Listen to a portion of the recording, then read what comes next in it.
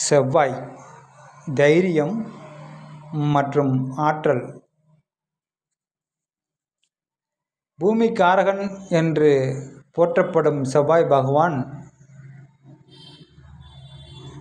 வீரம்,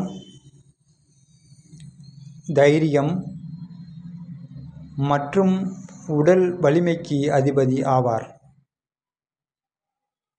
நிலம் சார்ந்த சொத்துக்கள், வீடு வாங்குதல் மற்றும் சகோதர உறவுகளின் ஆதரவு ஆகியவற்றை இவர் தீர்மானிக்கிறார். ஒருவரது ஜாதகத்தில் செவ்வாய் பலமாக இருந்தால் அவர் தடைகளை தகர்க்கும் ஆற்றல் கொண்டவராக இருப்பார்.